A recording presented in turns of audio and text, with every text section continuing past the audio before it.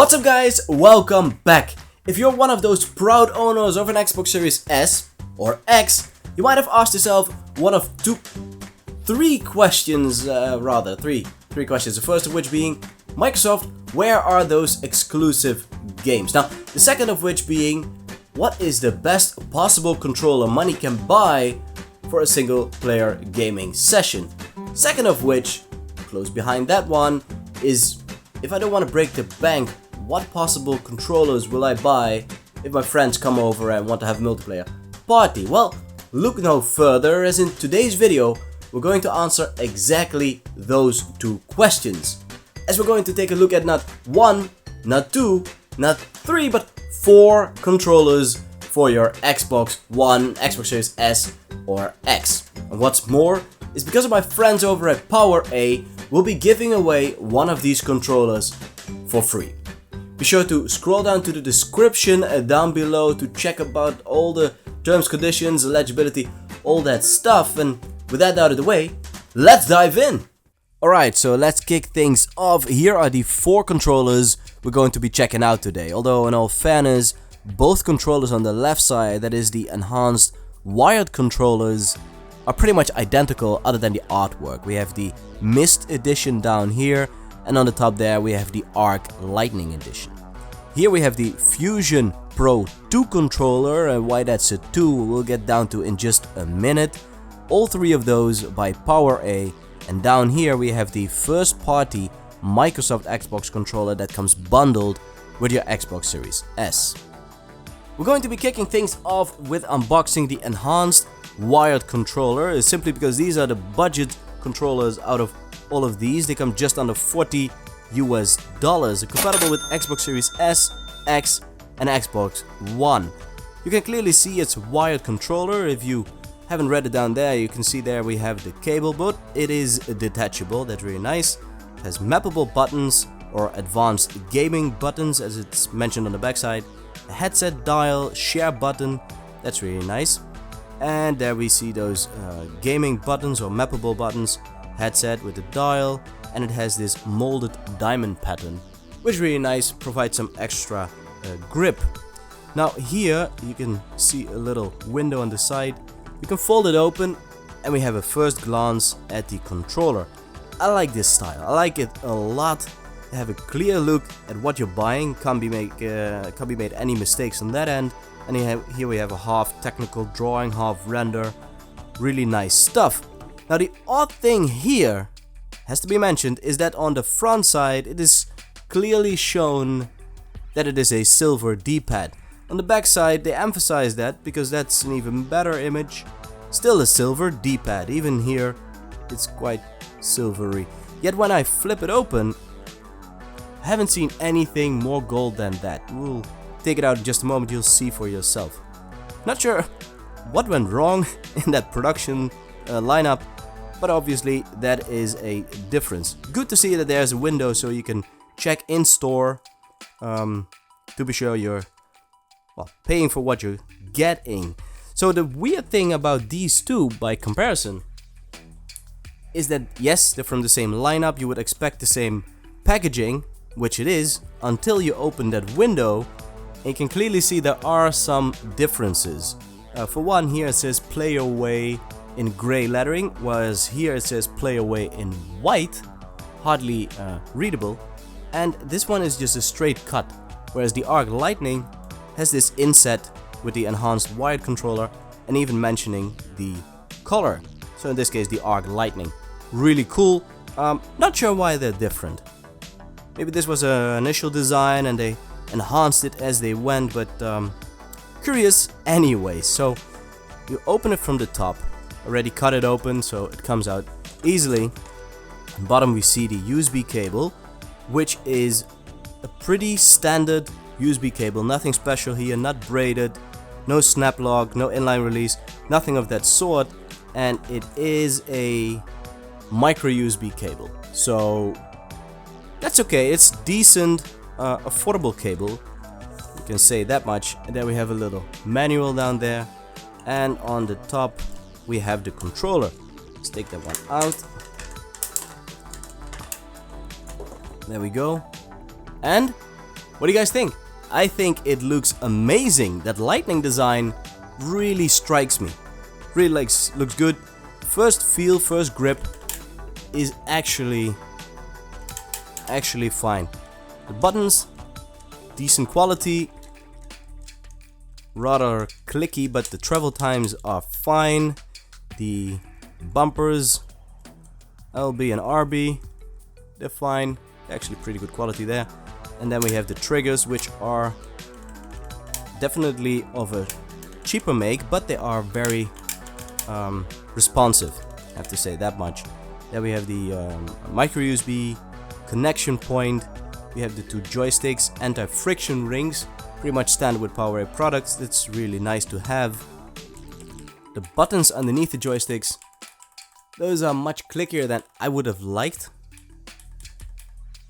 You can clearly hear that, but they work just fine. Then we have the D-pad, solid stuff there.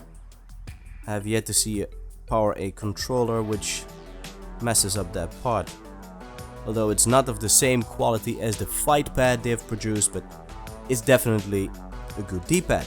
Then we have the three system buttons, including the share button and the Xbox button right there. Then here we have the connection point for your headset, and here we have the dial, decrease volume to the left, increase to the right, and press it once to mute. Really nice to have that, especially when you're of course playing online. And on the back side, there we have the mappable buttons. One to the left, one to the right. Hold down this one, then you can map any of the face buttons, including the ones under the joysticks. The shoulder buttons, you can map all that stuff to either of these. It's a good controller, very responsive. I already had a quick look at it. Connection is straightforward. Plug it into your Xbox, and have at it. Now let's check out that Mist controller. While we're at it, same setup, just a white cable we have there.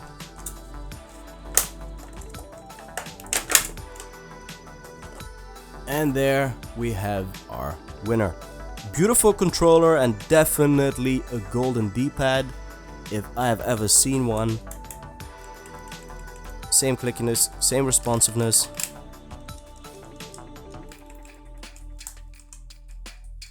Definitely a controller I can recommend if you're having a get-together or anything. If you want to have a second controller that's affordable. I mean, let's face it, that controller that comes with your Xbox will cost you another 60 bucks.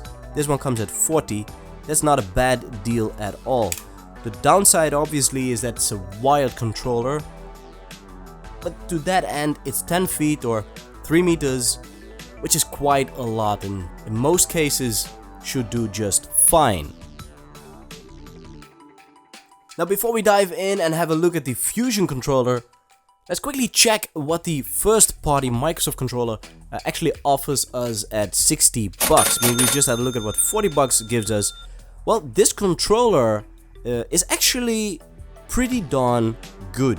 The buttons have much less travel even than the PowerA controllers. These two are a bit too tight, to be honest. I find them too tight in comparison, but the quality buttons all the same. These triggers are really nice. The textured and the very responsive, that is actually an upgrade, or well, a better button than the ones we had a look at just now. The joysticks are fine, although I can't say they're any better. The button underneath is better, definitely less clicky, but the joysticks themselves about the same. System buttons just about the same. The Xbox button just about as well. It's just that this one is a matte finish, doesn't have that glossiness of the one we just checked out. But the D-pad is significantly different. It is not a traditional D-pad, it's a concave, and it has basically an 8-way button layout underneath. It's very clicky. I personally don't like it all that much, but it is a quality D-pad for sure. It doesn't have a dial though. It doesn't have volume dial for your headset. Neither does it have any programmable buttons of any sort. That's very unfortunate. And yes, it is wireless. Can't seem to slide it open there. But unfortunately, it's powered by batteries. There's no battery pack in there. There we have a jack for the microphone, for your headset though, and there we have an expansion port for any such stuff like keyboard and all that stuff. So much for that little intermezzo. We're going to bring out the big bucks by checking out the Fusion Pro 2 controller by PowerA. The reason why this is numbered 2 is that there is already a Fusion Pro controller for Xbox, but the community has been crying out, believe it or not, for a share button. That's right, for a share button. And PowerA has kept their ear to the ground and decided to, you know what? Let's bring out the Fusion Pro 2 controller, slap on a 2 there, and have some definite quality of life upgrades in this version. So on the front side we see all the main information. Designed for Xbox, surprise surprise, it has rubberized grips. Well, at least on this faceplate, comes with 2 faceplates. It has a mappable Pro Pack instead of the advanced gaming buttons, and it has 3-way trigger locks. If you've checked out my review of the PlayStation 4 Fusion Pro controller, you must be familiar with the trigger locks and with the Pro Pack. Definitely controllers I can highly recommend. Yes, they do break your bank. I mean, this one comes at $90 US. But believe me, when you have to choose between this one or the first party Microsoft controller, I mean, if you're serious about your games, this is a no-brainer. But we're going to check out all the stuff that comes inside of this box. So let's open it up without further ado. See, it's a slipcase design. Get that out of the way. And there we have the pack, the pouch, protective case, a hard top, like that stuff. There we have the manual, little envelope with the manual and hopefully a sticker or 2, as is common with these products. And here we have some amazing artwork. I mean, look at that. That is a showcase on your shelf in and of itself. And there we see the confirmation: Xbox Series X, S, and Xbox One. So let's start by opening up the little envelope here. Fusion. And just as expected, we have some stickers. There we have the design we just saw at the backside. And here we have another one. Really cool, holding that controller, rubberized grips and all. So those are the stickers. Here we have the manual. These manuals always very nice, crisp, and no shenanigans here. So the full button layouts, all there. How to remove the faceplate in order to install different joystick caps. That's really nice. Here we have the Pro Pack installation. You can also remove the individual handles of that Pro Pack just the way you want them to. Here we have how to map the Pro Pack, resetting the Pro Pack, and there we have the 3-way trigger locks. And some warranties and all that stuff. Good manual, nice, crisp, and small design. Then here we have the meat and potatoes. Hopefully you grab yourself one of these, because this is blessing. I mean, have a look at that. The controller itself looks very familiar. I mean, we've had a look at 2 white controllers today already, and this just marks number 3. And up there we see another faceplate. I'm going to install that in just a moment. So let me put this one down. And let's lift that controller. And there we are. I mean, have a look. Just let it soak in for just a moment. It has that beautiful white design. Buttons of high quality. Notice how silent those joysticks are. Love it. Anti-friction rings, green in this case, the Xbox colors, and a much higher quality button underneath those than the enhanced wired controller. D-pad, just about the same, I'd say slightly improved. And there we have the same dial with the mute button. System buttons all there. Xbox button glossed over again. There we have the connection point, the bumpers, very responsive. There we have the 3-way trigger locks. So these are the triggers, I should say, because the trigger locks are behind there. So there and here. So when you put them in the most outer position, a very short travel. Basically just click and there you are. If you put it all the way on the inside, you have a very long travel. So this you want to have when you want to have full control over your throttle or so when you're playing a racing game, whereas this would do just to snipe someone out of the woods. So you can play with those, and then you have an in-between mode if you so prefer to do so. Then furthermore, we have that mappable Pro Pack. I am a big fan of those. You can easily remove them, install the cover, which is in the case as well, and then snap it back on. So first on the top, I have to click it in. Right there. So we have the 4 pedals, which you can independently remove as well and play just like that. Let's see, install it back here. There we are. I play like that. Hold down that button, program button, and then you can map any of the other buttons to those pedals. I mean, the button underneath the joysticks I've never been a big fan of. That's a no-brainer, mapping to either of those. Love it. The backside you have these anti-friction things, these grips, really nice stuff. On the front side you don't have that, but on the box it did say we have it. Well, it is true, but only for the other cover. That is this one. So this one is a lovely design, matte black, you could say almost an ash black. Has black anti-friction rings, and here we have a different color of black, almost a shade of gray, and those have anti-friction pads. So it's as easy as putting your finger down here or your nail, lifting it, and installing different one, just like that. Now it looks much more like the traditional Xbox controller. Really good stuff.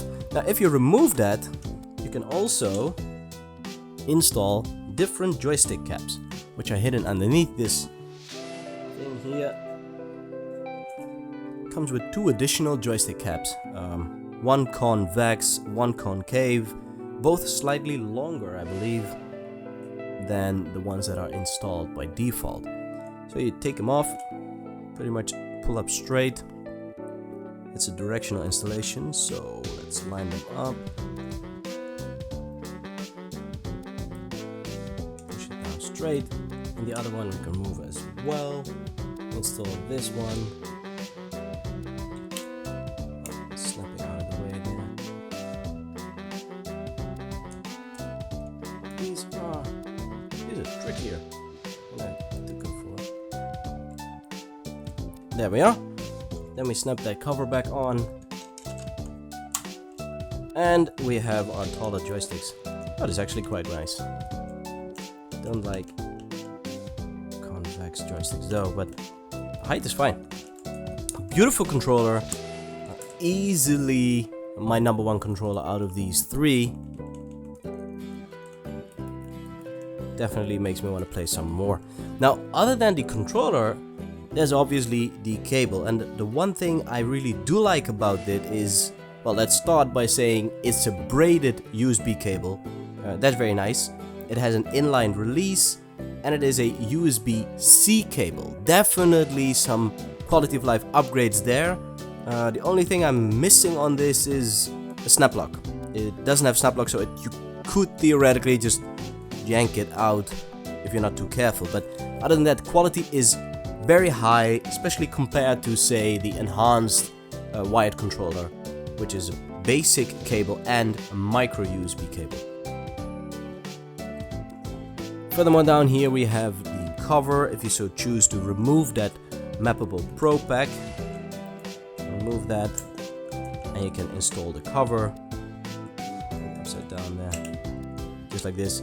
And well, that saves some of the weight. But even then, it's still heavier in this condition than the first party Microsoft controller. interestingly.